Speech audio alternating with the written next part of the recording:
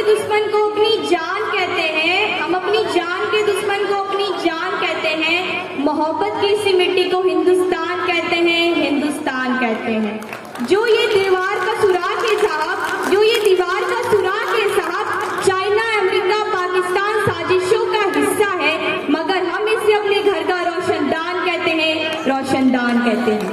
परम आदरणीय मुख्य अतिथिगण, शिक्षकगण, अभिभावकगण एवं मेरे प्यारे साथियों, मैं कौशिकी बुरा आप लोगों के समक्ष देश प्रेम और राष्ट्र निर्माण के उपलक्ष्य अपने कुछ विचार साझा करना चाहूंगी। आजादी, आजादी का असली मतलब वही लोग समझ सकते हैं जिसने कभी गुलामी की हो।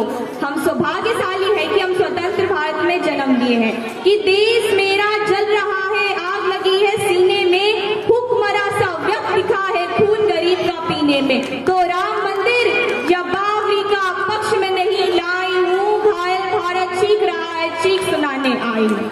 और भारत कब चीखता है?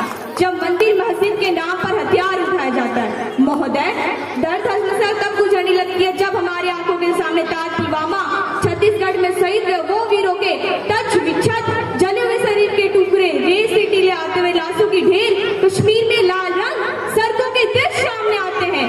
महोदय, अब तो हमारा तिरंगा झंडा भी हमसे पूछने लगा है कि क्या बात है भारत, आजकल मैं लहराने की जगह कफन में दफनाने में ज्यादा काम आ रहा हूँ। कि क्या बात है भारत, आजकल मैं लहराने की जगह कफन में दफनाने में ज्यादा काम आ रहा हूँ। महोदय, हृदय भी उस दिन फट गया था जब एक मां ने अपनी बेटी का चीता देखकर बोली, साहब आप धरती में कीच भी कम नहीं लेते तो अपने बेटे का आधा शरीर कैसे ले लूं?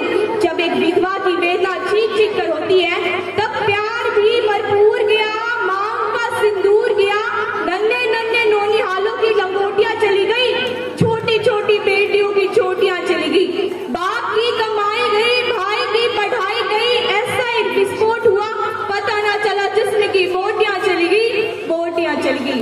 आपके लिए एक आदमी मरा होगा साहब, मेरे लिए मेरी घर की रोटियां चली गई, रोटियां चली गई। वर्तमान के भारत से स्पष्ट करना चाहूंगी कि जब हम फिरंगियों के फेरे में से फंसे हुए थे तो रंगदे बसंती चोले की एक आवाज से टोले के टोले उमड़ आते थे और अनेक वंदे मातरम में से आने वाला 505 डिग्री का तूफान अंग्रेजी शासकों में तूफान ला देता था। लोग मर जाते थे, मिट जाते थे, फांसी चढ़ जाती थी, वो भी अपना देशभक्ति साबित कर रहे होते थे। वाले हालात पैदा हो जाने के बाद भी जब एक माँ अपने बेटे को सड़क पर दुश्मनों की धज्जियां उड़ाने के लिए भेज दिया करती थी और पत्र लिखकर भेजा करती कि अम्मा ने पत्र लिखा, बरस जाओ से पुत्र मेरा ना घबराना, चाहे इंच इंच कर जाना, चाहे इंच इंच कर जाना। इस तरह से पूरा परिवार देशभक्ति मार्ग साबित कर रहा होता था। तब ये देश बलिदान मांगता था, तब देश मिट जाने को कहता था, तब देश मिट जाने, मर जाने, फांसी चढ़ जाने को कहता था।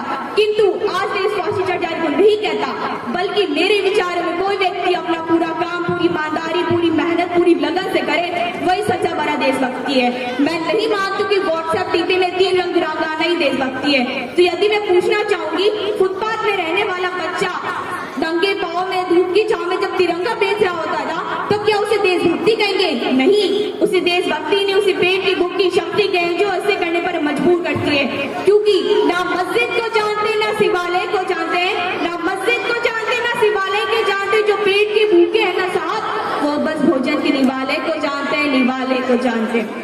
अपने परिवार, अपने समाज, अपने देश के लिए समर्पण भाव से देशभक्ति देशद्रोही के जीवन में आने वाला तूफान है, ताकि हमारी सच्ची देशभक्ति, ताकि हर देशद्रोही को पता चले, अगर तू परिंदा है तो ये आसमान तेरा है, अगर तू दरिंदा है तो ये शमशान तेरा है।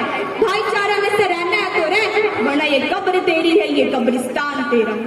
तो अंत में यही कहना चाहूंगी कि मेरा हिंदुस्तान महान था, महान है, महान रहेगा, होगा हौसला सबके दिलों में एक दिन बुलंद, ताकि हर पाकिस्तान जय हिंद कहेगा।